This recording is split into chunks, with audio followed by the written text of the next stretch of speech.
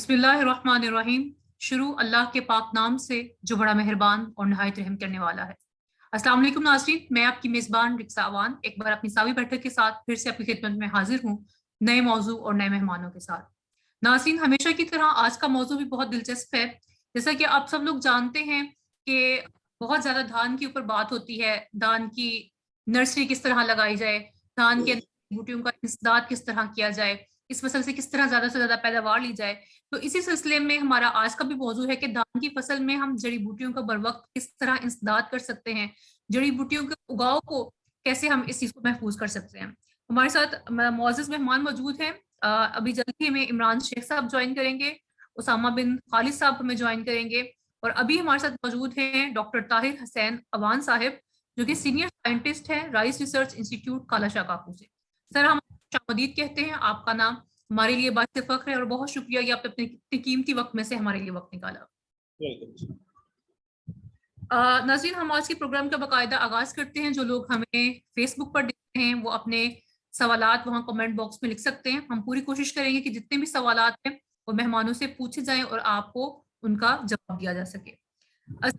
तो हमारे किसानों की आगाही के लिए ये बात बताइएगा कि जड़ी बूटियों का बर वक्त कंट्रोल और वक्त के ऊपर कंट्रोल जो है ये कितना लाजमी है, क्योंकि अमूमन हमारे जो किसान हैं वो स्प्रे भी करते हैं, लेकिन तब जब वक्त गुजर चुका होता है या वो जो जड़ी बूटियां वो फसल में ज्यादा घर कर चुकी होती हैं। तो काइंडली मुझे बताइएगा और हमारे किसान भाइयों को बताएंगे कितना जरूरी है कि जड़ी बूटियों को बर वक्त कंट्रोल किया जा सके। जी, रिक्ज़ावान, थैंक यू वेरी मच। बिस्मिल्लाहिर्रहमानिर्रहीम। जैसा कि रिक्ज़ा ने मेरा तारुफ करवाया, मैं 98 से कालाशाह काकू राइस रिसर्च इंस्टीट्यूट में वसीयत एग्रोनॉमिस्ट काम कर रहा हूँ और मैंने फ़ॉरेन से जो इंटरनेशनल इंस्टीट्यूट है, इरी जिसका नाम है इंटरनेशनल राइस रिसर्च इंस्टीट्यूट, पूरी दुनिया का एक ही इंस्टीट्यूट है। तो वहाँ से मैंने राइस में, वीड साइंस में और डीएसआर में, जो ड्राई सीडेड राइस है और जो जड़ी बूटियों का जो हमारा टॉपिक है, तो इसी पे मैंने पीएचडी की हुई है। तो अभी मैं थोड़ा सा ब्रीफ करता हूँ, बाकी किसी भाई का कोई क्वेश्चन कुछ हो। वैसे मैंने इंडिविजुअली तो बहुत सारी ट्रेनिंग बड़ा कुछ अटेंड किया है, तो ये सावी की बैठक में आज मेरा पहला दिन है, तो इंशाल्लाह आइंदा भी हम किसानों के लिए हाजिर होते रहेंगे। तो अब हम आते हैं टॉपिक की तरफ। जड़ी बूटियां जो है ये धान हो या कोई और भी फसल हो, उसमें कंट्रोल करना बहुत इंपॉर्टेंट है। ये यहाँ तक है कि ये 20-25% से लेकर 100% तक we have experiments and we have a result. मैं जो बात भी यहाँ करूँगा वो फर्जी या किसी की सुनी सुनाई नहीं करूँगा, वो करूँगा जो हमने कालाशाह काकू में तजर्बात खुद किए हैं और जिनका डाटा हमारे पास मौजूद है। तो जड़ी बूटियों का नुकसान जो है रिजा, ये तो यहाँ तक है कि 20% से लेकर 100% तक क्रॉप फ्लोर हो जाता है। और हमारे किसानों को हमारी सितम ज़रीफ़ी ये है कि हमारे मोस्टली ज़िम्मेदार भाइयों को इस चीज़ का अदराक नहीं है, टाइम का पता नहीं है। हालांकि वो खर्चा उतना ही कर लेते हैं, जहर भी इस्तेमाल करते हैं, मेहनत से स्प्रे या उसको शेकर बोतल से भी डालते हैं, लेकिन थोड़ा सा आगे पीछे करने से जड़ी बूटियों में नुकसान हो जाता है। मतलब कीड़ों में अगर आपकी स्प्रे लेट भी हो जाए तो थोड़ा सा फसल का नुकसान होगा, कीड़ा मर जाएगा। लेकिन जड़ी बूटी एक ऐसी है कि अगर आप इस पे स्प्रे या इसके टाइम ऑफ एप्लीकेशन को चंद दिन भी आगे पीछे कर दें तो वीड्स की स्टेज है जड़ी बूटी की, वो अगर गुजर जाए तो वही जहर की क्वांटिटी उस जड़ी बूटी को कंट्रोल नहीं कर सकती। अब मैं एग्जांपल देता हूं कि जैसे ट्रांसप्लांटेड राइस में अपना जो प्री मर्जर सर्विसाइड हम कहते हैं कि जड़ी बूटियों को अगाओ से पहले ही कंट्रोल करना, जिसमें हमारे जिम्मेदार भाई वाकफ है, मचैटी, ब्यूटाक्लोर, असीटाक्लोर, रिफर्ट, कि इन दवाइयों को डालना होता है ट्रांसप्लांटिंग के बाद। अब इशू ये आता है कि जिम्मेदार इसको सोचता नहीं है कि कब डालना है, तवज्जो नहीं करता, बाद बाद इमीडिएटली डाल दिया और बाद का 4-5 दिन तक डिले कर दिया। तो उसका अपनी जगह ठीक है, कभी उसने 4-5 दिन बाद भी डाली तो उसकी जड़ी बूटी कंट्रोल हो गई। लेकिन असल इशू ये आता है हवा लगने का, जिसको मैं देसी जुबान में कहूंगा कि खेत का खाली हो जाना। अगर आपने आज ट्रांसप्लांटिंग की है, आपका 4-5 दिन तक खेत में पानी खुश्क नहीं हुआ, ड्राई नहीं हुआ, जमीन को हवा नहीं लगी, तो आप 4-5 दिन बाद भी जहर डाल देंगे तो आपको रिजल्ट मिल जाएंगे। लेकिन आज आपने लाभ लगाई है और आपका ट्यूबवेल खराब हो गया फॉर व्हाट एनी रीजन, या कल आपकी पानी ड्राई तो इतना नहीं हुआ लेकिन बेशक मड्डी कंडीशन में आ गया है खेत, हवा लग गई खेत को तो जड़ी बूटियों का बीज जो है वो स्प्राउटिंग स्टार्ट कर देता है। तो जब बीज से 2 पत्ते निकल आए तो जड़ी बूटियों वाला जो जहर है मोस्टली हम जो डालते हैं वो जड़ी बूटी को कंट्रोल नहीं करता, वो स्प्राउटेड सीड को तो कर जाता है। इसलिए हम किसान भाइयों को कहते हैं कि इस चीज से बचने के लिए बेहतर है कि जो ही आप लाभ की ट्रांसप्लांटिंग करें उसके फौरन एज अर्ली एज पॉसिबल कि जमीन को हवा ना लग पाए आपने जड़ी बूटी बाजार डाल देना है और उसके बाद 5 से 7 दिन खेत में पानी खड़ा रखना है। तो इससे इंशाल्लाह जिम्मेदार भाई जो है वो 80 to 90% जड़ी बूटियां कंट्रोल कर जाते हैं अगर खेत को हवा ना लगे। किसी वजह से खेत को हवा लग गई है, ट्यूबवेल खराब हो गया है, अब एरिया ज्यादा, जैसे आजकल तो नहीं खैर बारिशें हो रही है, पिछले दिन ऐसे गुजरे हैं कि गर्मी बहुत ज्यादा थी, जिम्मेदार के पास एक ट्यूबवेल है, एरिया ज्यादा ट्रांसप्लांट कर लिया तो खेत को हवा लग जाती है। जहां भी 5 दिन तक आपने जहर डाला हुआ है और आपके खेत को हवा लग गई है तो वहां पर जड़ी बूटी उग आती है, निकलना शुरू हो जाती है। आपने अमूमन देखा होगा जिम्मेदार भाइयों कि खेतों में जो ऊंची जगह होती है सबसे पहले वहां जड़ी बूटी निकलती है। उसकी रीजन ये होती है कि वहां पे खेत में हवा लगी और जो ही हवा लगती है जहर का असर जो लेयर होती है वो खत्म हो जाती है और जड़ी बूटी का बीज स्प्राउट होकर वो उगना शुरू कर देता है। तो वो बीज अब जमीन के लिए, फार्मर के लिए दर्द सर बन जाता है वो केस। तो हम कहते हैं कि जब भी आपने ट्रांसप्लांट किया, बेशक पहला जहर डाला हुआ है तो उस जहर डालने के आपने 15-20 दिन बाद आपने खेत में वो जगह, जिम्मेदार को पता होता है, वो पानी लगाता है तो उसके खेत में कौन सी जगह ऊंची है, जो भी ऊंची जगह हो उसको इंस्पेक्शन करें, उसको विजिट करें और वहां पे जो जड़ी बूटियां उगी हुई हों उनको बगौर मुशाहिदा करें। सिर्फ उसको जड़ी बूटी नहीं कंसिडर करना कि जड़ी बूटी है, उसको ये देखें कि कौन सी जड़ी बूटी है। डीले का खानदान है, हम अमूमन जिम्मेदारों की आसानी के लिए जड़ी बूटियों को 3 बड़े ग्रुपों में तकसीम करते हैं। उसमें एक घास का खानदान है, नंबर 2 डीले का खानदान है और तीसरा नंबर है चौड़े पत्ते वाली जड़ी बूटियां। तो वो देखे भी कौन सी जड़ी बूटी है, फिर उसके मुताबिक एक्सपर्ट से मामला करे, डिस्कस करे कि मेरे खेत में ये जड़ी बूटी है, ना कि किसी डीलर के पास चला जाए कि मेरे खेत में जड़ी बूटी उगी हुई है। अब जो डीलर का दिल चाहेगा वो जहर दे देगा। फॉर एग्जाम्पल, अगर आपके खेत में डिडन है, स्वांग है, चौपत्ती है, लेकिन आपको जहर मिल जाता है सनस्टार गोल्ड, तो वो इनको नहीं मारेगा। और अगर आपके खेत में डीले का खानदान है और आपको कोई हर्बिसाइड दूसरा मिल जाता है तो उससे आपका डीले का खानदान नहीं कंट्रोल होगा। इसलिए ये जनरल सी पहचान जिम्मेदार को होनी चाहिए। फिर उसके मुताबिक किसी एक्सपर्ट से, महकमा ज़राअत के जो अमला है उनसे या किसी भी एक्सपर्ट से, या हमारे मुख्तलिफ ग्रुप चल रहे हैं, जैसे DSR वीड्स को मैं मैनेज कर रहा हूँ, इमरान शेख एक ग्रुप को मैनेज कर रहे हैं, सस्टेनेबल राइस प्रोडक्शन को, इसी तरह और भी ग्रुप है राइस फैमिली के। तो इन ग्रुप पे आप तस्वीरों को व्हाट्सएप करके वहां से एक्सपर्ट राय ले सकते हैं कि मैं कौन सा जहर कंट्रोल डालूं। तो जब जहर जड़ी बूटी के मुताबिक होगा तो फिर स्प्रे से मजा आएगा। और उसका भी एक टाइम है जड़ी बूटियों का ना जी। अमूमन जो हमारे जहर है वो ज्यादा से ज्यादा 4 दिन या 6 दिन तक, सॉरी 4 लीव या 6 लीव या 4 to 6 लीव तक हमारी जड़ी बूटियों को अच्छे तरीके से जो रिकमेंडेड डोज है उस पर कंट्रोल करते हैं। अगर जड़ी बूटी की स्टेज उससे बड़ी हो जाएगी तो फिर या तो आपको जहर बढ़ाना पड़ेगा या फिर वो कंट्रोल नहीं होगा, तो उसके मुताबिक स्प्रे करेंगे। मैं अमूमन मिसाल देता हूं कि अगर आपको एग्जांपल ऐसे ही है कि जैसे कहने को दर्द है, सर की दर्द है, जोड़ों की दर्द है और आपकी दांत की दर्द है, और तीनों दर्दों के लिए एक गोली नहीं है दर्द की।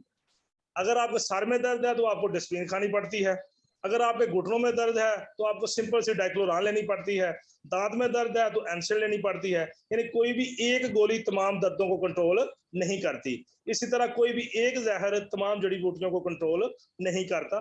कुछ जहर है कॉम्बिनेशन बने हुए, वो 2 ग्रुप को या ज्यादा जड़ी बूटियों को कंट्रोल कर लेते हैं, लेकिन सबको कंट्रोल करना मुश्किल है। तो जब उसके मुताबिक आप स्प्रे करेंगे, फिर जहर तो आपने पूरा ले लिया, अब जड़ी बूटी की स्टेज भी ठीक है। दूसरी हमारे जिम्मेदार मोस्टली 80% जो फार्मर गलती करता है वो ये क्या करता है कि जो कहता है जी 4 मशीनें जहर की स्प्रे करनी है। जिसकी तो मशीन बड़ी है 20 लीटर 25 वाली है उसके लिए तो मामला हल हो गया। अब बाद मशीनें 12 लीटर की है, बाद मशीनें 16 लीटर की है। तो हम अपने किसान भाइयों को कहते हैं कि मशीनों पे ना जाओ, पानी के वॉल्यूम पे जाओ। 1 एकड़ में अच्छी स्प्रे करने के लिए हमें 100 से 120 लीटर पानी चाहिए। अब आपकी मशीनें बड़ी हैं तो 4 लगेंगी, छोटी है तो उसी हिसाब से मल्टीप्लाई कर ले, 6 लगे 8 लगे। पानी जो है 100 से 120 लीटर हो, फिर जितनी टैंकियां लगनी हैं उसके मुताबिक कोई भी एक जार लेकर, कोई गिलास लेकर उतने गिलास तैयार कर लें बमा जहर और पानी के, 1 गिलास टैंकी में डालें, पानी डालें और खेत के ऊपर करम लगाकर खेत को उतने हिस्सों में डिवाइड कर लें जितनी आपकी टैंकियां बनती हैं, उस हिस्से में वो टैंकी खत्म करवाएं। तो इस तरह आपकी कोई भी जड़ी बूटी नहीं बचेगी जिस पे स्प्रे नहीं होगा और इंशाल्लाह तमाम की तमाम जड़ी बूटियां कंट्रोल हो जाएंगी। जो जड़ी बूटी रह जाएगी या जो जिम्मेदार या स्प्रे करने वाला पाड़ा जिसको कहते हैं पंजाबी में, छोड़ जाएगा, पैच छोड़ जाएगा बीच में स्प्रे के बगैर, तो वहां पर जड़ी बूटी कंट्रोल नहीं होगी। जब दूसरी जड़ी बूटी 15 दिन बाद मरनी शुरू होगी तो ये वाली जड़ी बूटी तो महीने से भी ज्यादा हो गई, अब ये कंट्रोल करना मुश्किल हो जाता है। तो ये थी कुछ खास बातें। बाकी जो क्वेश्चन आता है उसके मुताबिक फिर हम इंशाल्लाह जी ताहिर साहब, आपको बहुत शुक्रिया, आपने बड़ी डिटेल के साथ हमारे किसान भाइयों को बताया। इमरान शेख साहब हमारे मुअज़्ज़िज़ मेहमान हमें ज्वाइन कर चुके हैं। सर मैं आपका तारुफ करा चुकी हूँ, खुशामदीद, बहुत टाइम बाद मैंने दोबारा मेरा आपसे इंटरेक्शन हो रहा है। होप सो कि आप ठीक होंगे इंशाल्लाह। जी इमरान शेख साहब, क्या आप मुझे सुन पा रहे हैं? जी बहुत शुक्रिया। जी बहुत शुक्रिया। मैं सबसे पहले तो डॉक्टर खालिद का शुक्रिया अदा करता हूँ कि सावी जो खिदमत कर रही है किसानों की, वो एक ऐसी चीज़ है कि मेरा ख्याल है आप लोग प्राइवेट सेक्टर का और गवर्नमेंट सेक्टर का दोनों का रोल प्ले कर रहे हैं और ये हमारे मुल्क के लिए एक सदका जारिया है। और जिस तरह आप कॉटन में, कॉर्न में और राइस में काम कर रहे हैं, और दूसरा अगर मैं नटशल में बताऊं तो जो अवान फैमिली एग्रीकल्चर की खिदमत कर रही है, चाहे वो डॉक्टर ताहिर अवान है, चाहे वो रिक्जा अवान है, तो हम सब फार्मिंग कम्युनिटी को, एग्रीकल्चर कम्युनिटी को इसका शुक्रगुजार होना चाहिए। और मैं इसमें सिर्फ ये 2-3 बताऊंगा कि मैं क्योंकि थोड़ा सा लेट भी इसलिए आया कि आज हमारी कुछ फील्ड एक्टिविटी चल रही थी, तो आप समझ लें कि मैं सीधा खेतों से ही आया हूँ और वहाँ पे देखे हैं लोगों के इश्यूज। तो बीइंग एन एक्सपर्ट हम लोग अपनी रिकमेंडेशन दे सकते हैं, लेकिन किसान भाइयों के फार्म के ऊपर अपने बहुत सारे मसले हैं जो किसान भाई अच्छे तरीके से उनको हल करने की कोशिश करते हैं, उनकी यील्ड बेहतर होती है। और जो थोड़े से इसमें सुस्ती का शिकार हो जाते हैं या किसी वजह से माली वसाइल का शिकार होते हैं, तो यही वजह है कि कुछ लोग 45 मन पैदावार ले रहे हैं और कुछ लोग जो है वो 25-30 मन ले रहे हैं। तो मैं किसान भाइयों को जो मेरा जनरल पैगाम होगा, क्योंकि डॉक्टर ताहिर साहब वीड के एक्सपर्ट हैं और वीड्स के ऊपर जब डॉक्टर साहब बात करें तो उसमें मजीद कुछ ऐड करना मुश्किल होता है। तो यही है कि मतलब ज़राअत को आप कारोबार समझे, और अगर आप 25-30 मन पैदावार लेते हैं तो यकीन जाने कि उससे बेहतर है कि आप उसको ठेके पे दे दें। अदरवाइज क्योंकि 30 मन के बाद ही किसान का प्रॉफिट शुरू होता है। तो अगर एक किसान भाई 30 मन से 40 मन, 45-50, इवन बहुत सारे ऐसे प्रोग्रेसिव फार्मर हैं जो कि 55 मन तक भी पैदावार लेते हैं, तो यकीन माने कि वसाइल, जमीन, पानी, थोड़ा बहुत इसमें फर्क होता है। जो मेजर फर्क है वो मैनेजमेंट का है कि वो वक्त के ऊपर कोई अगर आप काम करते हैं तो आपके अखराजात भी उतने ही होते हैं, बल्कि शायद उससे कम हो, लेकिन उसका आपको रिजल्ट ज्यादा बेहतर होता है। इस वक्त जो किसानों के ज्यादा मसले हैं वो इंशाल्लाह जब वो सवाल करेंगे तो हम उनके जवाब डॉक्टर साहब भी देंगे, हम जी भी सर, देंगे। हमारे पास जो बहुत सारे सवालात जी आ मेजर चुके हैं अभी भी। प्रॉब्लम जो है ना, हाँ जी, किसान भाइयों का जो मुंजी के ऊपर मेन 2-3 चीजें हैं वो मैं आपको बता देता हूँ। उसमें एक तो ये कि आजकल जी के कौन सी टेक्निक यूज करनी चाहिए, ड्रिल वाली या सीधी काश या ड्रिल डीएसआर या छट्टे वाली, इसका मतलब मुआवजा किया जाता है। इसमें मसाइल के बारे में कहा जाता है। तो डीएसआर में डॉक्टर ताहिर साहब ने बड़ी एफर्ट की है, बहुत कोशिश की है। इनको सिर्फ एक जगह पे कामयाबी नहीं हासिल हुई जो कि इनके इख्तियारात में नहीं था, कि वो जो कंपनी जो घोड़ा घास की वीड मैनेजमेंट के लिए इफेक्टिव इन्होंने वीडिसाइड दरियाफ्त की थी, उन्होंने उसको पाकिस्तान में मुतारफ कराने में हिचकिचाहट का मुजाहरा किया।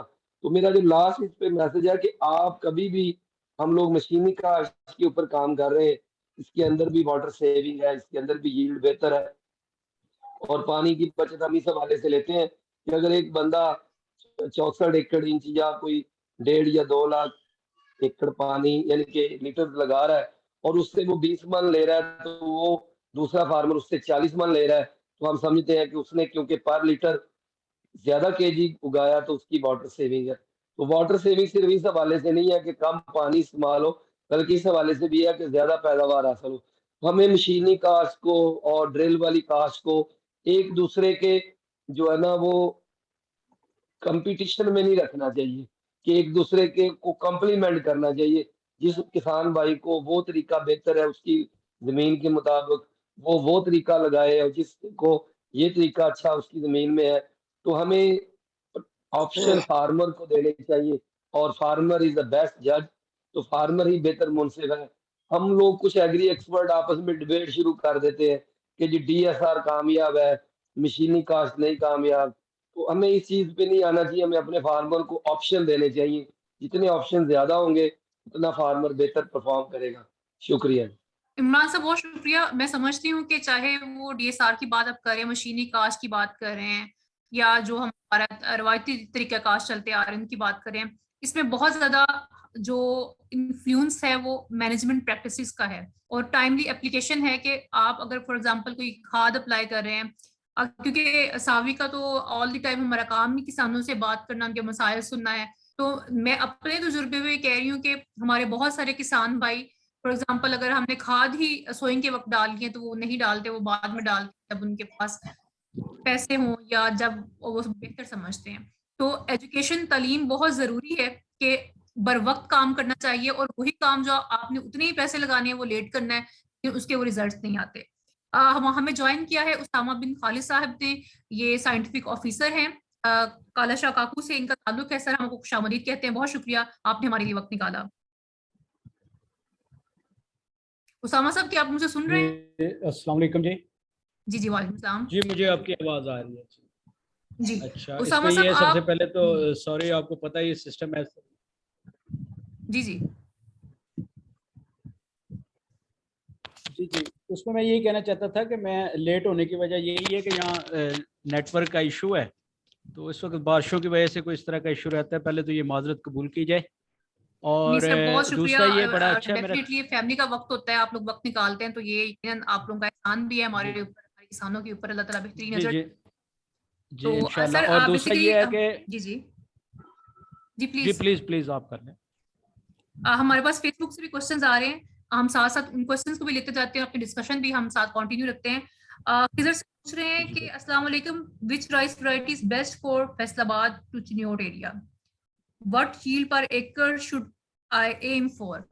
एक तो खिजर साहब का सवाल बहुत लेट है क्योंकि हम जड़ी बूटियों के ऊपर बात कर रहे हैं, लेकिन चलें हमारे मेहमान हैं, आप इसका जरूर जवाब दीजिएगा कि कौन सी जो वैरायटी है फैसलाबाद के लिए बेहतर है और कितनी यील्ड वो उससे एक्सपेक्ट कर रहे हैं उस वैरायटी से। जी अपने ऑन पे इमरान साहब, उसामा साहब, ताहिर अवान साहब जो भी जवाब देना चाहें। उसामा साहब आप करें इसको एड्रेस, आप करते रहे वहां पे ट्रायल। ओ सर, सबसे पहले तो भाई ये है कि ताहिर साहब अब मेरे ऐसे उस्ताद यहाँ बैठे हैं कि इनके होते हुए हम तिफले मकतब भी हैं, और ख़ास तौर पे वेट के ऊपर। तो मेरी ये बड़ी खुशकिस्मती है। और ये जब ताहिर अवान साहब को मुझे पता चला तो मैं एज ए एक्सपर्ट इसमें शामिल नहीं होना चाह रहा था, मैं एज ए स्टूडेंट शामिल हुआ हूँ इसमें, कि ये हमारे लिए एक अदारा है। अब आप एक्सपर्ट बन चुके हैं, आप करें स्टार्ट करें कमेंट। जी बिल्कुल इंशाल्लाह जी, बहुत शुक्रिया सर। और दूसरा इसमें ये है कि जो चिन्योट का आपने जहाँ तक सवाल किया है ना, तो चिन्योट क्योंकि ये मल्टी क्रॉप एरिया है, और इस पे ज़्यादातर वो इंटरेस्टेड रहते हैं, जो फार्मर्स हैं वो इंटरेस्टेड रहते हैं शॉर्ट ड्यूरेशन क्रॉप पे, क्योंकि उन्होंने आगे इस पे आलू शालू और ये आपके मटर शटर इन पे जाना होता है। तो इसमें ज़्यादातर तो हमारी KS के 133 यहाँ लगती है, KS 282 भी लगती है, और ये हाइब्रिड का भी एरिया है, इधर ये हाइब्रिड वगैरह लगाते हैं। ये इनका ज़्यादातर इस पे ही फोकस रहता है, ज़्यादा ये लगने वाली ये वैरायटीज़ इधर है।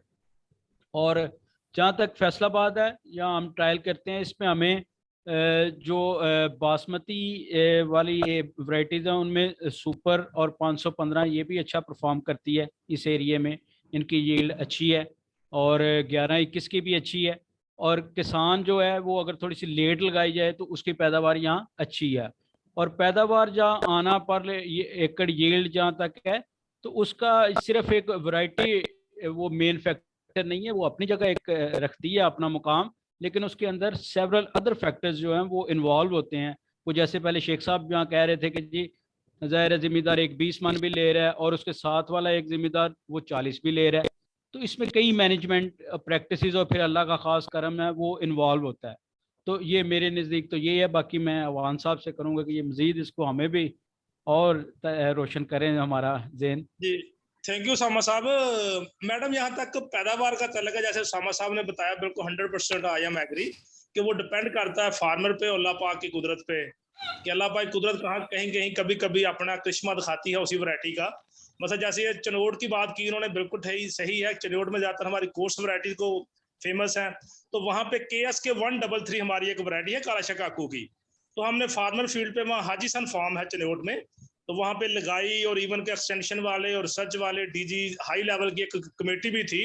तो 100 मन तक हमने वहाँ हार्वेस्ट की है और हमने वहाँ कई साल इस पे काम किया है। तो इसकी फाइंडिंग यही थी कि अगर आपकी ज़मीन अच्छी है, जिम्मेदार पूरी मेहनत करे, तो जितने हजार पौधे एक एकड़ में लगेंगे उतनी मन पैदावार आएगी। अगर आप 80,000 पौधे लगाकर उसको इनपुट पूरी देते हैं तो आपकी 80 मन फी एकड़ पैदावार आएगी। अब मैक्सिमम 1 लाख तक, अगर आप 1 लाख पौधा लगा लें फी एकड़ और उसकी न्यूट्रिशन पूरी करें, जड़ी बूटी बाकी सारे फैक्टर को वेल इन टाइम एड्रेस करें, और अल्लाह पाक की नेमत कुदरत भी साथ शामिल हो, तो एक 100 मन तक पैदावार लेना KSK 133 से कोई मुश्किल नहीं है। और मैं अमूमन हमारी काला शकाकू की मीटिंग में भी कहता हूं कि आप जो भी कोई लगाना चाहता है इसको बेशक इस वैरायटी, ये भी वैरायटी एक सुपर की तरह गॉड गिफ्ट है कि आप इसको हाइब्रिड के साथ कंपीट कर सकते हैं। आप एक खेत में हाइब्रिड लगा लें, एक खेत में आप KSK 133 लगाकर जितनी इनपुट हाइब्रिड को दें उतनी इनपुट इसको दें, तो ये किसी सूरत में भी पीछे नहीं रहती। फार्मर के लिए बड़ी आसान है, सस्ती है, यानी बीज इसका एज कम्पेयर टू हाइब्रिड, तो ये बड़ी पॉपुलर है हमारी वैरायटी उधर ना। बस मैं इतने डिस्कस करूंगा, बाकी सामा साहब ने बड़ी डिटेल में बता दिया। जी ताहिर साहब बहुत शुक्रिया आपका। मैं एक ऐड कर दूं रिक्सा, छोटी सी बात ना, जी प्लीज, कि ये फिर जो हमारी मुंजी लगाने वाली मशीन है ये तो फिर नोट बनाने वाली मशीन बन जाएगी, क्योंकि इसमें तो हम जो है ना वो 1 लाख पौधा लगा सकते आराम से। तो ये तो मैंने डॉक्टर ताहिर साहब को वैसे लाइटर नोट पे कहा है कि अगर 80,000 से 80,000 है तो फिर हमारी मशीन तो 2 लाख भी लगा सकती है। दूसरी चीज जो है ना वो है कि पैसे कैसे ज्यादा बनते हैं। ये चिन्नौर का फार्मर, डस्के का फार्मर, हाफिजाबाद का कसूर, इसी तरह आप डिस्ट्रिक्ट उकाड़ा, पाकपतन, यहाँ पे क्योंकि इन्होंने राइस को लेना होता है एज ए कैच क्रॉप। तो कैच क्रॉप के मसला ये है कि इन्होंने भारिया मक्की लगाई, उसको काट के इन्होंने मूंजी लगाई, उसके बाद इन्होंने आलू, मटर या स्ट्रॉबेरी, मोस्टली ये लोग आलू लगाते हैं। तो उसमें मैं छोटा सी ये बात करूं कि अभी जो एक्सपोर्ट से मेरा जिधर से तल्लुक है, जो मैं चीज ऐड करना चाह रहा था कि एक्सपोर्ट के जो ऑर्डर है ना, जो डिसाइड करते हैं कि मूंजी का रेट क्या होगा, वो मैं अगर आपको बता दूं ना, तो जो एक्स्ट्रा लॉन्ग ग्रेन की इस वक्त रेट है ना, वो आज की रेट में अगर आप हैरान हो जाएंगे कि नवंबर में जो रेट 2200 में थे, आज वो रेट 5200 से ऊपर के हैं। तो इसलिए चाहे वो आप किसान बासमती हो, चाहे वो उतने दिनों में आ जाती है, और ये सुपर फाइन है, सुपरी है, ये नॉन अप्रूव वैरायटी है। हमें इनको डिस्करेज करना चाहिए और उसकी जगह हमें किसान बासमती को वो लेट लगे और उसको प्रमोट करना चाहिए। और वो इस वक्त कायनात जितना ही रेट ले रही है, इस वक्त जो बासमती के एक्सपोर्ट के ऑर्डर हैं वो आपकी सोच से ज्यादा है, क्योंकि ईरान के साथ हमारी ट्रेड खुल गई है। तो सावी के प्लेटफॉर्म से मैं एक चीज बता दूं कि आज के रेट आप मूंजी के लें, मूंजी पाकिस्तान में स्टॉक में और चावल पाकिस्तान में स्टॉक में मौजूद ही नहीं है। जिसके पास है उसके अपने रेट है।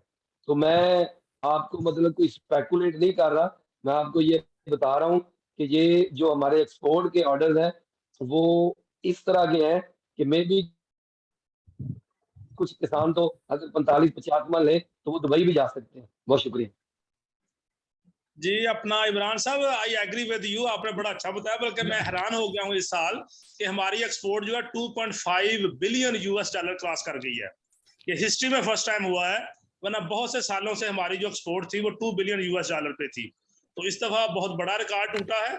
बिल्कुल हमें उन वैरायटियों को प्रेफर करना चाहिए जो हमें एक्सपोर्ट में हेल्प करें कि 2.5 बिलियन डॉलर हमारा एक्सपोर्ट है, तो हमें अब टारगेट जो है हमें 300 बिलियन डॉलर पे इंशाल्लाह करना चाहिए। जी जी ताहिर साहब, आपका बहुत शुक्रिया। हमारे एक किसान भाई ये जानना चाहते हैं कि घोड़ा घास के सकर्स के लिए सबसे अच्छी जहर कौन सी है? जी, घोड़ा घास को कंट्रोल करने के लिए 2 जहर है। मैं पहले एक्टिव की बात करूंगा।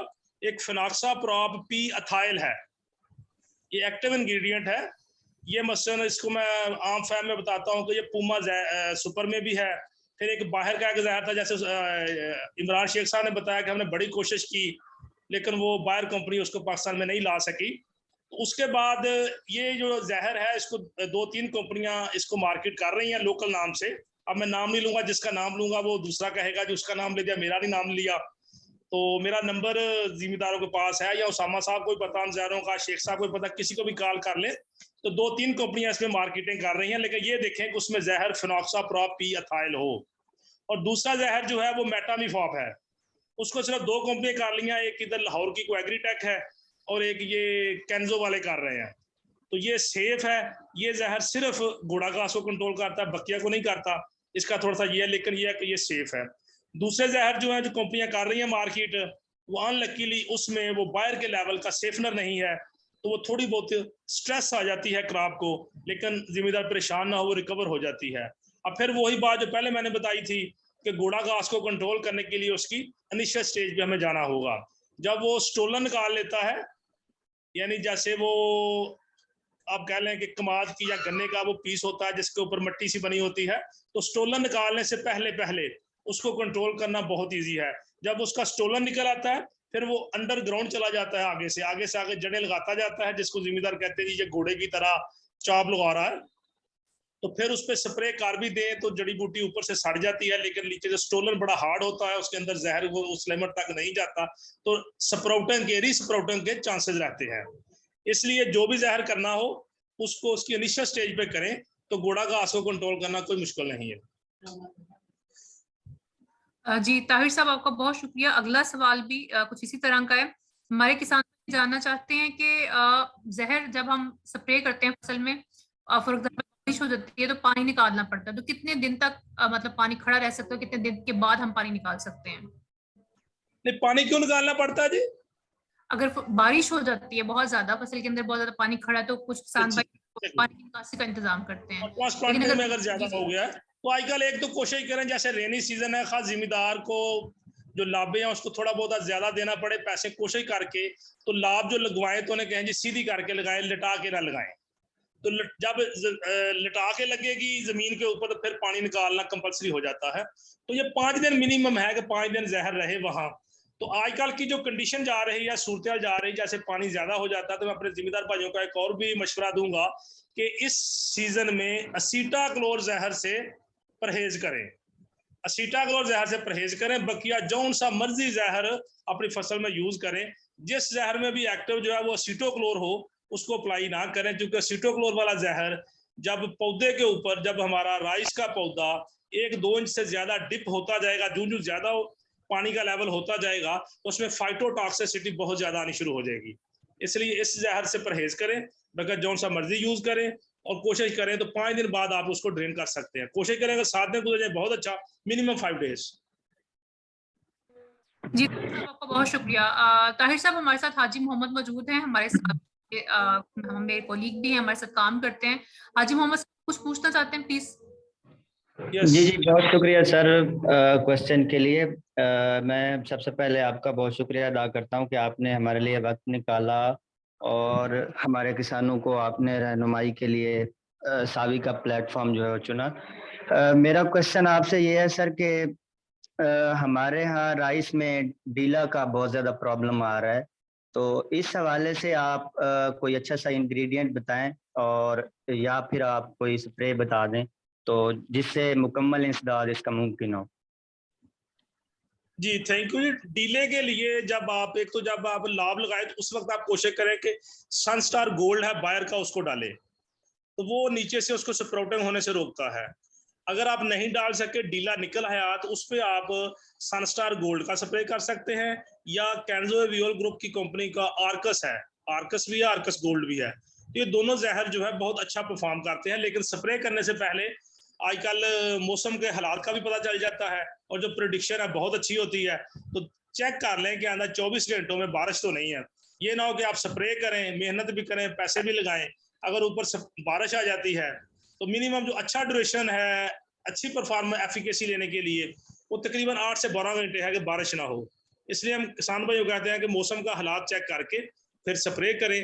तो ये दोनों जहर जो है, लेकिन पानी उसके लिए एक शर्त है कि 120 लीटर लगाएं, और जहां जहां भी आपके डीला है वो डीला का हर पौधे पे जहर वाला पानी पड़ जाए, तो आपका इंशाल्लाह वो कंट्रोल हो जाएगा। जी बहुत शुक्रिया सर।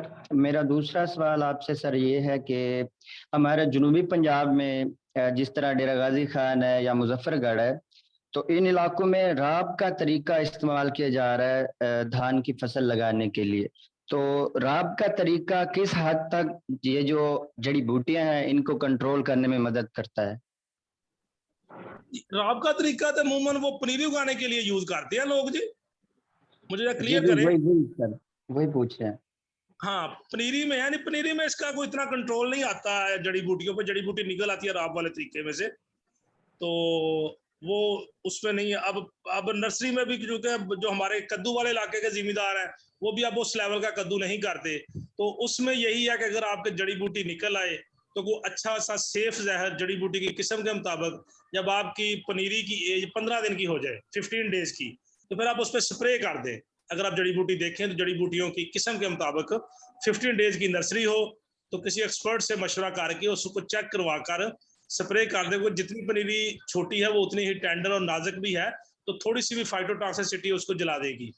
इसलिए बड़ी एहतियात के साथ उसको हम कहते हैं कि पनीरी पे स्प्रे करें जब 15 डेज की हो जाए। अगर थोड़ी बहुत जड़ी बूटी हो तो फिर स्प्रे से बेशक परहेज करें। वैसे जो आपकी आप रूटिंग कर रहा है लाभ की, उसी को रिक्वेस्ट कर लें कि यार जड़ी बूटियों को जो पौधे बीच में खड़े रहने दो, तो ये बेहतर है। उसमें जो राब का तरीका थोड़ा बहुत करता है वो, लेकिन इतना ज्यादा उसका किरदार नहीं आता। अगर वहां पे सीड बैंक मौजूद है, पहले जड़ी बूटियों के बीज मौजूद हैं, तो वो जरूर निकलेंगे। जी बहुत शुक्रिया सर। सर इसी तरह आपने जमीन की तैयारी के हवाले से बात की है, तो मैं आपसे पूछना चाहूंगा, और हमारे जो किसान है वो अक्सर हमसे पूछते हैं कि जमीन की अच्छी तैयारी किस तरह की जाए जो जड़ी बूटियां बाद में उगती हैं तो उनका इंसदाद जो है वो जमीन की तैयारी से मुमकिन हो। जी आपने बड़ा अच्छा क्वेश्चन किया, लेकिन ये अब पॉसिबल नहीं है, जो कभी था। आज से 15-20 साल पहले जब हमारे पास पानी वाफर मिकदार में था, क्योंकि जड़ी बूटी को ग्रो करने के लिए दो चीजें चाहिए। नंबर एक हाई टेम्परेचर, और सेकेंडली पानी। वो दोनों चीजें ही राइस के खेत में अवेलेबल होती हैं, और इसीलिए आपने देखा होगा कि जड़ी बूटियां जनाब खूब जोरों शोर से उगती और फैलती हैं। तो जो तरीका है वो बहुत महंगा पड़ता है, इसलिए अब हम जिम्मेदारों को वो नहीं रिकमेंड करते। उसमें कम अज कम ये हो सकता है कि आपकी परसेंटेज कम हो जाएगी जड़ी बूटियों काफी हद तक। अब वो पुराना तरीका तो वही था कद्दू वाला कि आप जनाब 20-25 दिन कद्दू रखें, उसको हवा हर 8 दिन बाद हवा लगने दें कि जड़ी बूटी निकल आए, फिर उसको आप जो हल चलाकर नीचे दबा दें कि वो गल जाए। वो तरीका पॉसिबल नहीं रहा, क्योंकि पानी की शार्टेज है, पानी महंगा बहुत है। लेकिन आपके वाला जो इलाका, जैसे आपने बताया साउथ पंजाब से हैं, तो आप चूंकि मेरे ख्याल में आप अगर वो कर लेना जी रौनी मेथड जिसको कहते हैं, कि गंदम की कटाई की, उसके बाद खेत में हल चला दें, बारिश होगी जड़ी बूटियां निकल आएंगी, अगर बारिश नहीं होती तो उसको एक पानी लगा दें। तो जब आप अप्रैल के एंड में या मई में पानी लगा देंगे तो उसमें जड़ी बूटियां काफी हद तक निकल आएंगी। तो उनको 15 दिन निकलने दें। जब 15 दिन की जड़ी बूटियां हो जाएंगी तो उसमें दोहरा हल चला के उसको खुला छोड़ दें कि जड़ी बूटियों को जो पौधे थे वो अच्छी तरह खुश्क हो जाए। जब आप देखेंगे पहले वाला मैटर खुश्क हो गया, तो अगर बारिश हो जाए तो वेल एंड गुड, अदरवाइज एक इरिगेशन और लगा दें, तो बकिया भी जो सीड होंगे वो मैक्सिमम ग्रो कर जाएंगे, जर्मिनेट कर जाएंगे, निकल आएंगे। तो उनको दोबारा जब आप जमीन तैयार करेंगे लाभ लगाने के लिए, तो इससे आप तकरीबन मेरा ख्याल है कि 60 to 70% तक आप जड़ी बूटियों को कंट्रोल कर सकते हैं। ये है आपके लिए इजी मेथड जो अब आप कर सकते हैं। जी बहुत शुक्रिया सर।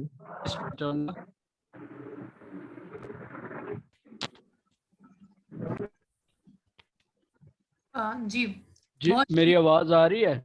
जी जी बिल्कुल आपकी आवाज आ रही है। इसमें एक चीज मैं ऐड कर दूं कि वो बाकी तो ताहिर अवान साहब ने बताया, एक और चीज ऐड हो सकती है जो मैं ऑर्गेनिक, क्योंकि मैं ऑर्गेनिक राइस पे काम कर रहा हूँ इधर कालाशाह काकू में, तो हम यहाँ जंतर या सस्पेनिया जो उगाते हैं, जो हम यानी फाइन वैरायटीज लगाते हैं, उनमें हार्वेस्टिंग ऑफ वेट के बाद 2-2.5 माह का एक पीरियड होता है जिसके अंदर हम जंतर लगा देते हैं और वो 5 डेज के जंतर को रूटावेट करके ज़मीन के अंदर इनकॉर्पोरेट कर देते हैं। उसके दो फायदे होते हैं, एक तो 50% ऑलमोस्ट जो आपकी वेड्स हैं वो उसके साथ ही इनकॉर्पोरेट हो जाती हैं फूल बनने से पहले।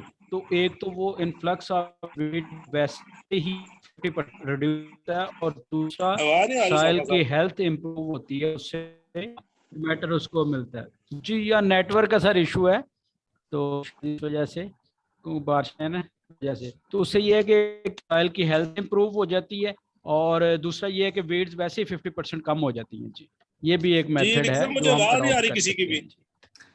ताहिर साहब, मेरे ख्याल में आपकी तरफ इंटरनेट का इशू है, क्या आप मुझे सुन पा रहे हैं?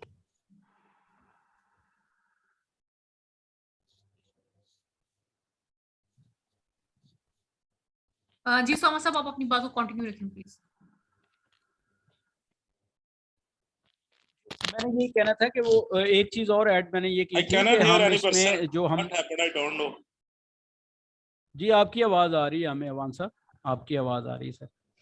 तो उसमें ये है कि हम सेस्पेनिया या जंतर लगा सकते हैं, उसके दो फायदे हैं, एक तो वो हम उससे सॉइल हेल्थ बेहतर हो जाती है, और दूसरे जो वेड्स हैं 50% उसके साथ के तो साथ ही इनकॉर्पोरेट सॉइल में हो जाती हैं, और जो फसल के साथ उनका कंपटीशन काफी हद तक कम हो जाता है। जी जी उसामा साहब, बहुत शुक्रिया।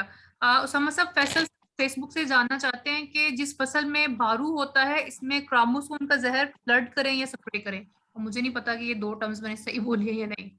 तो उसामा साहब, इमरान शेख साहब, आप जवाब देना चाहें क्योंकि ताहिर साहब को मेरे ख्याल में इंटरनेट का कोई मसला है। जी सर। जी उसामा साहब, क्या आप सुन रहे हैं? जी जी, मुझे आवाज आई है इसकी, अब आई है। जी जी जी, हमारे एक भाई साहब हैं, वो जानना चाहते हैं जिस फसल में बारू होता है इसमें क्रामोसोम का जहर फ्लड करें या स्प्रे करें। जी, मेरे ख्याल बरू के बारे में कह रहे हैं। उसामा साहब, आप यार एड्रेस करें, मुझे बिल्कुल आवाज जो है ना आप लोगों की किसी की भी नहीं आ रही। सर आपकी हमें आ रही है बड़ी अच्छी चले, कोई नेटवर्क का इशू वैसे चल रहा होगा तो। जी उसामा साहब प्लीज। ये बरू की बात कर रहे हैं, तो जाहिर है ये घास है, तो इस पे ग्रामक्सोन जो है वो स्प्रे करना ही बेहतर है, और उस पर मेरे स्प्रे ही करते हैं इसको ग्रामक्सोन में। हमारे राइस में कोई इस तरह का उसका ज्यादा इशू नहीं है। जी सामा साहब, आपका बहुत शुक्रिया। नेक्स्ट फार्मर हमसे ये पूछना चाह रहे हैं कि पहली स्प्रे जो है वीड्स को कंट्रोल करने के लिए कौन सी करनी चाहिए और बेहतरीन वक्त कौन सा है? जब नर्सरी जो है वो ट्रांसप्लांट कर ले फील्ड के अंदर, तो कब स्प्रे करनी चाहिए, कितने दिनों के अंदर अंदर? जी, ये मैंने पहले भी बताया कि जब नर्सरी ट्रांसप्लांट कर लें तो उसको as early as possible 1 to 3 days, 1 से 3 दिन के अंदर अंदर जड़ी बूटी को जो है ना जी उसको शेकर बॉटल से या स्प्रे से डाल देना चाहिए। अच्छा ताहिर साहब, ये मेरा पर्सनल सवाल है क्योंकि बहुत सारे फार्मर्स ये सवाल करते हैं। जैसा कि आपने बताया कि घास की फैमिली है उसके लिए मुख्तलिफ है, और फैमिलीज है उसके लिए मुख्तलिफ स्प्रे है, लेकिन ज्यादातर किसान एक ही स्प्रे करते हैं, एक ही सारी जड़ी बूटियों के लिए। तो काइंडली ये थोड़ा सा डिटेल से बताएं कि मतलब इसमें जड़ी बूटियां, बड़ी मेजर जड़ी बूटियां कौन कौन सी होती हैं और कितनी स्प्रे कौन कौन सी फार्मर को करनी चाहिए, ताकि एवरेज जितनी भी जी रिक्जा से जो हम डालते हैं ना जी ट्रांसप्लांटिंग के बाद जहर, उसमें तो ज्यादातर हम सिर्फ ना 3 ग्रुप ही बनाते हैं जहर के ना। एक है कि अगर डीले का खानदान हो, जैसे अभी मैंने बताया कि उसमें सनस्टार गोल्ड या आर्कस है बायर कैंजो का, वो डाल दिया अगर आपके खेत में डीले की बहुतात है। अगर आपके खेत में ग्रासेज हैं, चौड़े पत्ते हैं, दूसरी जड़ी बूटियां हैं, तो फिर हम चैटी ब्यूटाक्लोर ग्रुप जो है ना, ब्यूटाक्लोर बहुत सी कंपनियां मार्केट कर रही हैं, उनका एक्टिव ब्यूटाक्लोर है, तो इस ग्रुप को कर ले। अगर आपके साथ ग्रासेज के साथ आपके यहाँ नड़ू का एक खानदान होता है, वो जड़ी बूटी हो साथ, तो फिर हम रखते हैं रिफोर्ड जिसमें प्रिटिला क्लोर जहर है कि उसको स्प्रे कर ले, सॉरी ट्रांसप्लांटर के बाद डाल दे। तो ट्रांसप्लांटर के बाद इतना इशू नहीं है, जड़ी बूटियां हैं ये सीड को करती हैं, ग्रो नहीं करने देती, तो ये 2-3 जो है ना ग्रुप यही हर किस्म की जड़ी बूटी को कंट्रोल कर जाते हैं। आगे फिर इशू आता है हमारा, जब जड़ी बूटी नहीं कंट्रोल हो सकी किसी वजह से भी, किसी फैक्टर की वजह से भी जड़ी बूटियां उग गई हैं, तो फिर स्प्रे जो करना है वो हम कहते हैं कि जब दिनों पे ना जाएं, जिम्मेदार भाई जो है ना ये दिनों वाला मामला छोड़ दें। हम कहते हैं कि खेत को विजिट करते रहें, जब आपके खेत में जड़ी बूटियां उगनी शुरू हो जाए तो मोहतात हो जाए, क्या मुझे स्प्रे करनी पड़ेगी। तो जड़ी बूटियों की स्टेज जो है 4 से 6 पत्ते, या फार्मर देसी तरीके से अपनी उंगली का साइज रख ले कि जब जड़ी बूटी उसकी बड़ी दोनों उंगलियों जैसी हो, जितनी बड़ी हो जाए तो उसने हर हालत में स्प्रे करना है। अब यहाँ पे आ गया कि वो आजकल इकोनॉमिक्स का दौर है, उसको इकोनॉमिकल वे पे भी जाना चाहिए कि मतलब मेरा एक खेत है, उसमें मेरा जो ऊंचा एरिया है वो 1 कनाल या 2 कनाल खेत में, वहीं पे जड़ी बूटी है, बकिया मेरे खेत में जड़ी बूटी नहीं है, तो मैं कभी भी प्रेफर नहीं करूंगा जिम्मेदार को कि वो पूरे एकड़ पे स्प्रे के लिए जाए। वो अपने खेत में देखे, अगर उसका फर्ज किया 2-2 कनाल का एरिया बनता है जहाँ पे जड़ी बूटी है, वो सिर्फ उसी 2 कनाल को टारगेट करे तो 1 एकड़ की जहर से वो अपने 4 एकड़ में स्प्रे कर सकता है, क्योंकि टारगेट है उस वक्त सिर्फ जड़ी बूटी। जो सा मर्जी दुनिया का जहर इस्तेमाल कर लें, उसके इफेक्ट है राइस पे, कुछ हमें नजर आते हैं, कुछ हमें नजर नहीं आते, लेकिन उसका नेगेटिव इम्पैक्ट भी प्लांट राइस प्लांट पे होता है। इसलिए कोशिश करें कि पहला जहर तो कंपल्सरी डालें, जो प्री मर्जेंस हम कहते हैं, तो पोस्ट मर्जेंस जरूरत के तहत जाएं और वक्त पे जाएं। ये नहीं कि जनाब बैठे रहें, जब जड़ी बूटी मूंजी से ऊंची, हमारे जिम्मेदार मुंह क्या करते हैं, जब जड़ी बूटी मूंजी के लेवल पे आ गई, पता लग गई यार कि नजर आनी शुरू हो गई है, तो तब स्प्रे करते हैं। तो मूंजी तो हमने 30 दिन की लगाई है, अब जड़ी बूटी के पौधे ने तो 30 दिन बाद जो उससे जर्मिनेट करना है ना, उसको उसके लेवल पे नहीं आने देना। जो ही वो 4 से 5 पौधे या 2-3 इंच का हो जाए तो कंडीशन के मुताबिक बड़े बड़े ग्रुप, जैसे बताया आपको, घास का खानदान है जिसमें डीला है, स्वांकी है, ये 2 बड़े हमारे ग्रुप हैं। फिर आ जाता है हमारा डीले का खानदान जिसमें छोटा डीला, बड़ा डीला और उसमें एक स्वांक है, ये आ जाता है ग्रुप इसमें। फिर चौड़े पत्ते में हमारी आ जाती है चुपत्ती है, मिर्च बूटी है, कुत्ता कमी है, ये हमारे चौड़े ग्रुप वाले जो ग्रुप है उसमें आती जड़ी बूटियां। तो ये था थोड़ा सा इसके बारे में ना जी। ताहिर साहब, मेरे ख्याल में आपने उसका जवाब दे दिया, लेकिन हमारे फार्मर ने ये सवाल किया कि प्री मर्जेंस कौन सा जहर डालना चाहिए। आप ब्रांड रिकमेंड नहीं कर सकते, लेकिन आप जहर का नाम बता सकते हैं प्लीज। अभी बताया मैंने मैंने कहा भी कि कोई आपने भी बता जो चुके, है लेकिन ना, अभी ये सवाल आया। ब्यूटाक्लोर हो, जी मचैटी, ब्यूटाक्लोर, यो ना सीटाक्लोर को आज ना प्रेफर करें, थोड़ी सी कास्ट में फर्क है। सीटाक्लोर मतलब जो अगर 100 रुपए का है तो ब्यूटाक्लोर 500-700 का होगा, लेकिन आजकल चूंकि पानी ज्यादा है तो इसमें फाइटोटॉक्सिसिटी ज्यादा आ जाती है, तो प्रेफर करें कोई भी ब्यूटाक्लोर ग्रुप की जड़ी बूटी जहर जो है ना वो डाल ले। जी ताहिर साहब, आपका बहुत शुक्रिया। सर हमारे एक किसान भाई इसमें छोटी सी मैं बात ऐड कर दूं। जी इमरान साहब। इसमें ना 2-3 चीजें जो डॉक्टर साहब ने कहा ना कि मसला यह है कि एक्सपर्ट्स तो रिकमेंड कर देते हैं, फार्मिंग प्रैक्टिस क्या चल रही है। अब जब डॉक्टर साहब ने बात की ना 500-600 का ब्यूटाक्लोर, तब डॉलर शायद 150 रुपए का था, अब डॉलर जो है वो 240 रुपए का है। तो जो रेट्स है ना, अब जो ब्यूटाक्लोर सीटों के बारे में डॉक्टर साहब ने कहा, ये बहुत बड़ा मैसेज है, लेकिन वो 80 रुपए की होती थी, अब 250 की हो गई है।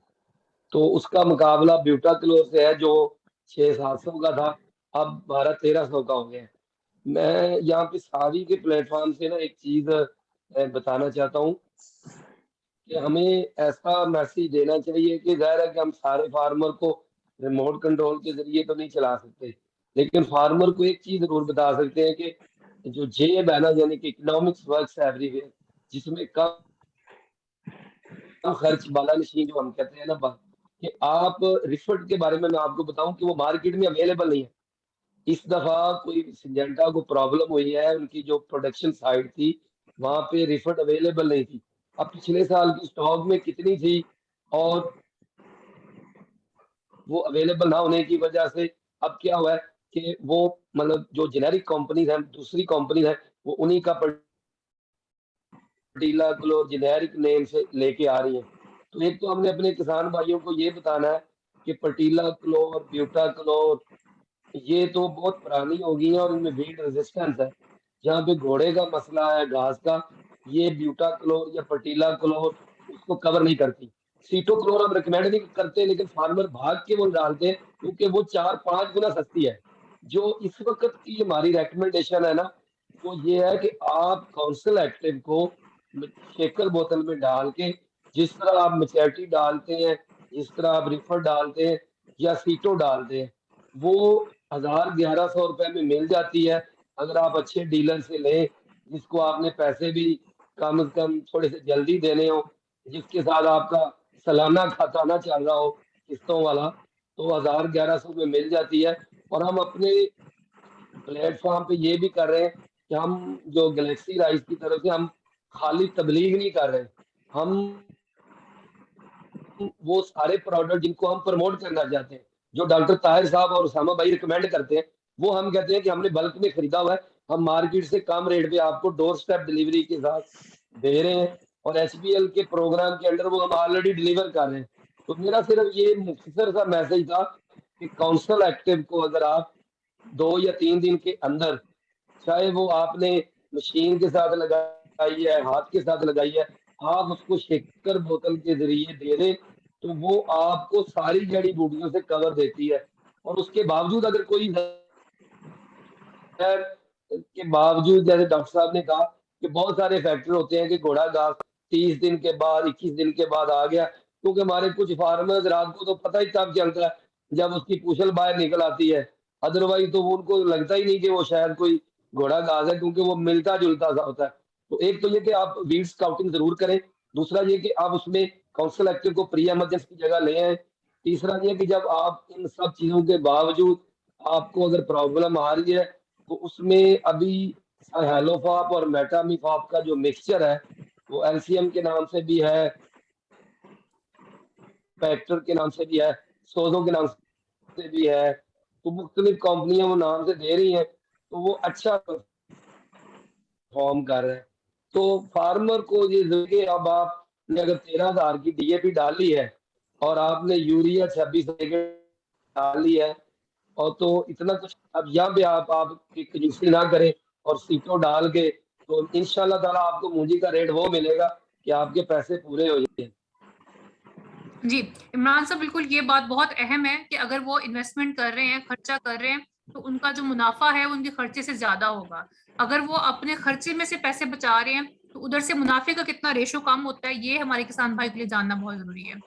जी जी हमारे एक साथ मैं ऐड विशाल, कर दूं, एक जी काइंड जी उसामा साहब, जी जी उसमें उसामा ये साहब। था कि इमरान शेख साहब ज़ाहिर बड़ी अच्छी प्रैक्टिकल बातें की हैं। उसमें मैं ताहिर अवान साहब ने जो सीटों की बात की थी ना, वो इस एक स्पेसिफिक एनवायरनमेंट के हवाले से की थी कि इस वक्त क्योंकि बारिशें बहुत ज़्यादा हो रही हैं, और वो क्वेश्चन आपके पास आया कि पानी अब क्योंकि ज़्यादा खड़ा हो रहा है तो उसमें क्या करें।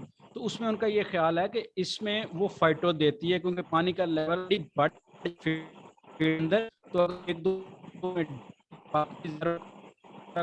नहीं है, फाइटो ज्यादा आएगी, और फाइटो आने की वजह से वो उसकी यील्ड को रिड्यूस करेगा। इसलिए इस मौके पे आप सीटों को डिस्करेज करें। जो इस वक्त एक फ्लडिंग का माहौल चल रहा है, वो इस तनाजुर में अवान साहब ने ये बात की थी। जी थैंक यू। मैं यहाँ ऐड कर दूं छोटी सी बात कि मैं डॉक्टर ताहिर साहब को जो है ना वो एंडोर्स कर रहा हूँ। मैं जहाँ पे भी जाता हूँ हम लोगों को बताते हैं कि सीटों से आप अवॉइड करें। सीटों जो है वो जमीन के लिए भी नहीं अच्छी, फाइटो भी देती है, फसल को थोड़ा सा रोकती भी है।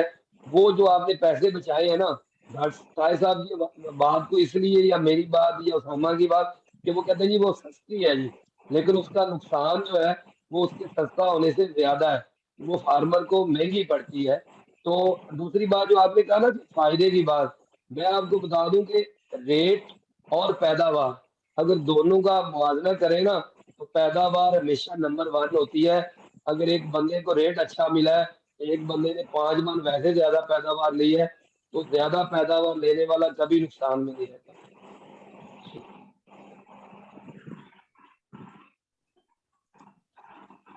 जी जी इमरान इमरान साहब बहुत शुक्रिया। जी हसन अहमद साहब, आपको सवाल पूछना चाहते हैं? अस्सलाम वालेकुम जी, मेरी आवाज आ रही है? जी वालेकुम उसामा अस्सलाम। साहब, शेख साहब, मुझे ना आवाज की प्रॉब्लम हो रही है, तो अगर मैं ना करूं तो आप दोनों जो है ना, मुझे माशाल्लाह एक्सपर्ट हैं, तो आप रिस्पॉन्ड करें। I don't know what happened कि मेरे ना जी आवाज का इशू हो रहा है। मैं बहुत कान के साथ लगा के कोशिश करता हूँ सुनने की आवाज और रिप्लाई करूंगा, तो जो मैं ना करूं तो आप दोनों माशाल्लाह एक्सपर्ट है, आपने रिस्पॉन्ड करना है। जी ताहिर साहब, आपका जी बहुत थैंक शुक्रिया। यू। मैं देख रही थी कि आप बड़ा कान साथ लगा के बड़ी एफर्ट के साथ आवाज सुन रहे हैं।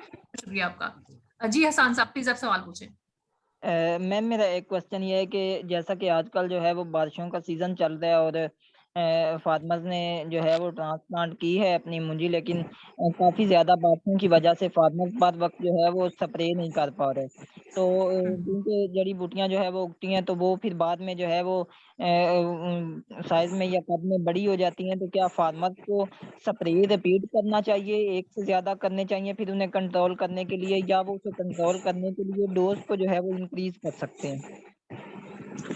जी, इसमें ऐसे है कि अगर तो पहली स्प्रे है और आपका टाइम जो है जड़ी बूटी आपकी जो है 6 लीफ से ज्यादा नहीं है, तो फिर आप रिकमेंडेड डोज पे ही जाएंगे।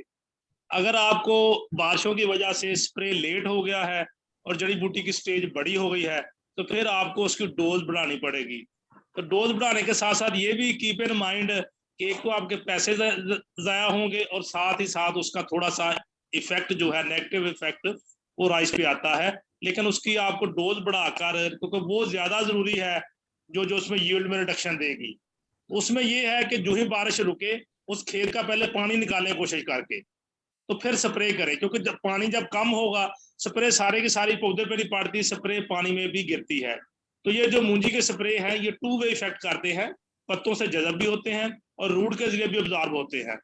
तो इसलिए खा 1-2 दिन वेट करना पड़ जाए, कोशिश करके। बाद हालात में तो इम्पॉसिबल हो जाता है पानी को ड्रेन करना, लेकिन जहां मुमकिन हो खेत से पानी निकाल कर फिर अगर स्टेज बड़ी हो जाए तो डोज को 1.5 गुना 1.25 गुना बढ़ाकर वहां पे आप स्प्रे कर सकते हैं। जी बहुत शुक्रिया ताहिर साहब। हसन साहब, आपको कोई और सवाल हो तो आप पूछ सकते हैं। Thank you ma'am. सर आप जो है वो थोड़ी देर पहले एक चीज़ बता रहे थे कि जिस तरह आप कह रहे थे कि अगर आप स्प्रे करते हैं तो आप इनिशियल स्टेज पे अगर जड़ी बूटियों को कंट्रोल करना स्टार्ट कर दें तो आप 1 एकड़ वाला स्प्रे जो है वो 3 से 4 एकड़ के लिए भी यूज़ कर सकते हैं। लाइक मतलब आप इकोनॉमिक वे से उसे अगर देखें तो। सर लेकिन हम कोई भी स्प्रे करते हैं तो वो 1 एकड़ के लिए जो है वो उसकी रिकमेंडेड डोज़ होती है। तो उसे हम 1 एकड़ से ज़्यादा के लिए लाइक मतलब किस तरह से जो है वो यूज़ कर नहीं, सकते हैं? आप गलत समझे, आप गलत समझे। अगर पूरे एकड़ पे करनी है तो वो रिकमेंडेड डोज ही करनी है। मैंने कहा था कि अगर 1 एकड़ में आपकी जो जर्मिनेट जड़ी बूटियां जर्मिनेट की हुई हैं वो 1 या 2 कनाल पे है, 1 एकड़ की स्प्रे से जो आपने एरिया कवर करना है वो 8 कनाल ही करना है। खा वो 1 एकड़ में करें या 2 एकड़ में या 4 एकड़ में। तो इसको नेगेटिव ना ले कि 1 एकड़ की डोज को 4 एकड़ पे स्प्रे नहीं करना है, ना ही 1 एकड़ की डोज को 1.5 एकड़ पे करना। अगर आप 1 एकड़ की डोज को 1.5 एकड़ यानी 12 कनाल में भी स्प्रे करेंगे तो आपको रिजल्ट नहीं मिलेगा। एरिया आप यही ध्यान में रखें, जो रिकमेंडेड डोज 1 एकड़ के लिए है वो 8 कनाल के लिए है। तो आपने 8 कनाल एरिया पे स्प्रे करनी है, वो 1 एकड़ में हो या 2 एकड़ में 4-4 कनाल एरिया पे कर सकते हैं। ये था मेरा आंसर। जी ताहिर साहब, आपका बहुत शुक्रिया। एक और सवाल है हमारे फार्मर ने, और ये बड़ा अच्छा सवाल है कि तरीकाकार जो स्प्रे का वो क्या होना चाहिए। मतलब समटाइम फार्मर स्प्रे अच्छी करते हैं लेकिन वो इतनी इफेक्टिव नहीं होती, क्योंकि इसमें नोजल का भी अमल दखल होता है, फिर जो स्प्रे कर रहा होता है उसके तरीकाकार का भी होता है। तो इस बारे में भी हमारे फार्मर्स को थोड़ा गाइड कर दें। जी, अपना रिक्जा इसका बड़ा किरदार है, बड़ा रोल है। सबसे पहले तो नोजल है इसमें।